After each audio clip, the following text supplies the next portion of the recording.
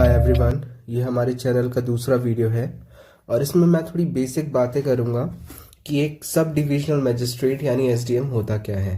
तो ये एक रियलिटी चेक वीडियो है क्योंकि हम ऑफन फैंटेसाइज करते हैं किसी भी एसडीएम की लाइफस्टाइल को देख के कि काश मेरी ज़िंदगी भी ऐसी होती, ये पावर होती, ये रुतबा होता, एक अधिकारी होने का दर्जा मेरे पास भी होता। पर जैसी चीज़ें हमको दिखती हैं एक्चुअल में वैसी होती नहीं है। इसलिए मैं आज आपको थोड़ा बेसिक इन्फॉर्मेशन दूंगा कि एक एसडीएम एक्चुअली होता क्या है। इसके पहले कि मैं आगे बढ़ूं, मैं आपसे बताना चाहता हूं कि जब मैंने अपनी जर्नी की शुरुआत की थी तो मैं हर्षल सर के वीडियोस से बहुत इंस्पायर्ड था। हर्षल सर एक माइनिंग इंजीनियर हैं और 2018 में फर्स्ट रैंक हासिल करी थी मध्य प्रदेश लोक सेवा आयोग में और अभी करेंटली एसडीएम विदिशा पोस्टेड हैं। अब due to nature of exam ये हमसे डिमांड करता है कि एक बहुत लंबा सफ़र है एमपीपीएससी का, तो हम इसकी शुरुआत एक मोटिवेशन से करेंगे कि सिर्फ हंगामा खड़ा करना मेरा मकसद नहीं, पूरी कोशिश है कि ये सूरत बदलनी चाहिए। मेरे सीने में नहीं तो तेरे सीने में सही हो, कहीं भी आग लेकिन आग जलनी चाहिए। So first most important thing in the journey is to develop an attitude like an SDM. If you want to become an SDM, start thinking from today that you are SDM itself. जैसे जैसे आप ये believe करने लगोगे कि नहीं आप एक एसडीएम हैं, आपके अंदर एक ऐसा एटीट्यूडनल चेंज आएगा, आपके इन बातों पे इतनी मैच्योरिटी आएगी, है ना। आपका थॉट प्रोसेस बिल्कुल चेंज हो जाएगा। आप किसी भी चीज़ को लेके एक डिफरेंट पर्सपेक्टिव से अप्रोच करोगे। जैसे हमेशा से मेरा मानना रहा है कि what you think you become, what you feel you attract, what you imagine you create, है ना। तो इससे बेटर है कि सबसे पहले हम अपने आप को ये समझाएं कि नहीं हमको एसडीएम बनना है, तो हमारे अंदर वो एटीट्यूड होना चाहिए। इसी में विंस्टन चर्चिल की एक बहुत इंपॉर्टेंट लाइन है कि if your part demands you to walk through hell, walk as if you own the place, है ना। इसी से हम आगे चलते हैं। What are the roles and responsibility of an SDM. So जो मेन फंक्शन होता है एसडीएम का वो रेवेन्यू एडमिनिस्ट्रेशन से रिलेटेड होता है, जो बेसिकली लैंड रिकॉर्ड्स का मैनेजमेंट होता है, जो कि तहसीलदार और बीडीओ या पटवारी कह सकते हैं, जो पहला पॉइंट ऑफ कांटेक्ट होता है बिटवीन पीपल एंड एडमिनिस्ट्रेशन, वो करते हैं अंडर लीडरशिप ऑफ एसडीएम, है ना। कहीं पे एनक्रोचमेंट है तो एनक्रोचमेंट हटाने का पूरा जिम्मेदारी किसकी रहती है? एसडीएम की रहती है। लैंड डिस्प्यूट केसेस हैं, दो लोगों के बीच जमीनी विवाद है तो उसकी अपीलेट अथॉरिटी भी कौन होता है? एसडीएम होता है। जैसे तहसीलदार के कोर्ट में आपको कोई भी कुछ भी आपके पक्ष में निराकरण आया या नहीं आया तो आपको सीधे अपीलेट अथॉरिटी कौन होगा? तो एसडीएम होगा। इसके बाद लैंड एक्विजिशन की जहां भी बात आएगी, चाहे कोई भी सेंट्रल गवर्नमेंट का प्रोजेक्ट हो या स्टेट गवर्नमेंट का प्रोजेक्ट हो, अगर लैंड एक्विजिशन करना है तो किसकी लीडरशिप में होगा? वो एसडीएम की लीडरशिप में होगा। एसडीएम अपने डेली वर्क के रूटीन में कुछ फील्ड विजिट भी करते हैं, जैसे स्कूल्स को देखते हैं, हॉस्पिटल्स में फील्ड विजिट करते हैं, आंगनवाड़ी केंद्र जो है वो सही से वर्क कर रहे हैं कि नहीं, पीडीएस शॉप्स में प्रॉपर सबको राशन मिल रहा है कि नहीं।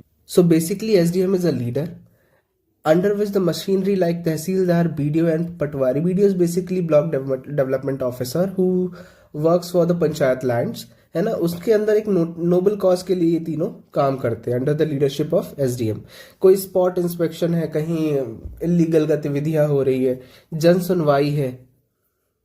सो जन सुनवाई is basically the grievance redressal system, जिससे बहुत सारे लोग एकत्रित होते हैं किसी एक दिन हफ्ते के, और जिसमें एसडीएम उन पे सुनवाई करते हैं। ठीक है, स्कीम का इम्प्लीमेंटेशन हो, चाहे सेंट्रल गवर्नमेंट की स्कीम हो चाहे स्टेट गवर्नमेंट की स्कीम हो, उसका बेहतर क्रियान्वयन हो सके, इसीलिए एसडीएम की जिम्मेदारी होती है कि वो प्रॉपर इम्प्लीमेंटेशन इसका करे। थ्रू किसका? तहसीलदार और अगेन पटवारी के थ्रू। लॉ एंड ऑर्डर को देखते हैं, है ना, कि पीस मेंटेन कर सके अपनी तहसील में। कोई कम्युनल राइट होते हैं, है ना, कोई दो प्रेशर ग्रुप है, जैसे हिंदू और मुस्लिम में ही अगर विवाद छिड़ गया तो उसको सॉल्व करने की कोशिश करते हैं। अब कभी कभी सिचुएशन ऐसी आती है कि कोई एक प्रेशर ग्रुप बहुत ज़्यादा एग्रवेटेड रहता है और वो बिल्कुल भी बात मानने के लिए तैयार नहीं रहता, तो वो सारे सिचुएशन संभालने की जिम्मेदारी अगेन एसडीएम की होती है।